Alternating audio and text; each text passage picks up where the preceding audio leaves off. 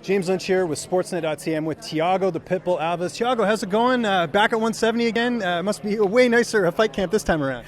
Oh yeah, no, life is way better right now. Super excited, and ready to put it on a show. And one of the things that I think people don't realize is you were sick in your last fight. Leading up to that, you had like food poisoning. When people say, "Oh, he's unprofessional, doesn't make weight," does it bother you when they don't really know the full story?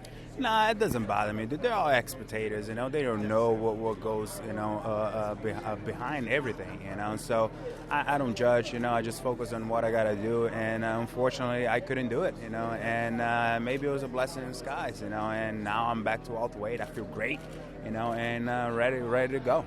You're still working with Perfecting Athletes for this weight cut? Absolutely, Perfecting Athletes is part of the Pitbull family. They're amazing, I should have been working with them, for years ago, but yeah. Well, they're working with a lot of American top team fighters as well, so that must be pretty convenient for you. And they're based in Florida, which is great.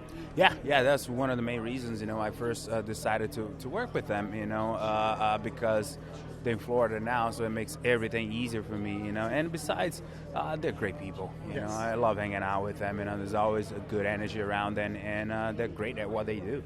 Patrick Cote, another former title challenger like yourself. Was this a matchup that excited you when you heard about it? Yeah, absolutely.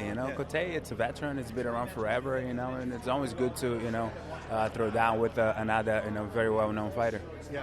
Are these the type of fights you want going forward? Guys that are sort of more well-known, like as opposed to say maybe a younger up-and-comer? Honestly, it doesn't really matter. You got to get in there. You got to win. If it doesn't matter if it's an up-and-comer or a veteran. But. I'm excited to fight Cote. He's coming off a knockout loss, which isn't something we see too often from Patrick Cote. He's got an iron chin.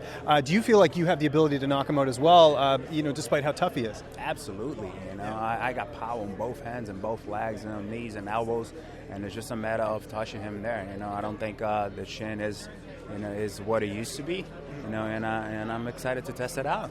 If we named all your training partners here at American Top Team, we'd be here all day because there's so many people in American Top Team. But as far as main training partners, guys that you work with on a regular basis, who are some of those people? For this fight, I work a lot with Thiago Alves. I train a lot with Will Brooks as well. So I'm very well prepared. Excellent. How's the weight cut going? I got to ask. I imagine this time no viruses, anything like that. No, I feel great. I only got 6, maybe 7 pounds to go. And I got today, tomorrow, and Friday.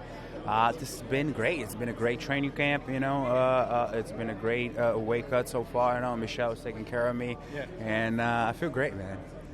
Patrick's not a guy to talk trash. I interviewed him before the fight. He thinks he can submit you, though. Is that surprising to hear? Because he's not a jiu-jitsu guy, really.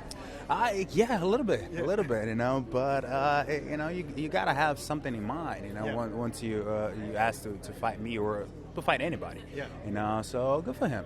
Excellent. How do you sort of see this fight unfolding on Saturday night? I see me, leaving with my hand raised, and him on the floor, the referee, pull me off of him, something like that. And I know you're not looking past him, but have you kind of mapped out when you'd like to fight after this? Let's say everything goes according to plan, you get a finish, you're healthy. Are you looking at International Fight Week? Are you looking, beyond that? Are you looking at, maybe going to Brazil? Like, what's sort of your plan for what's next? I want to fight July 28 in the Long Island show. That would be great. Any particular reason? You don't have any New York roots, do you? No, I don't. It's just pretty close to Florida. It's a 2.5 hour flight. You like the shorter flight? Yes, I do. Absolutely, good stuff. Before I let you go here, we're here in Buffalo, home of the Buffalo Sabres. If someone gave you tickets right now for the Buffalo Bills or the Buffalo Sabres, which tickets would you take? Dude, it's a good question because I don't really know much about any of them, but I'll go for the Sabres. Sabres? Good choice. I'm up here in Canada, so that's the right answer, so that's good.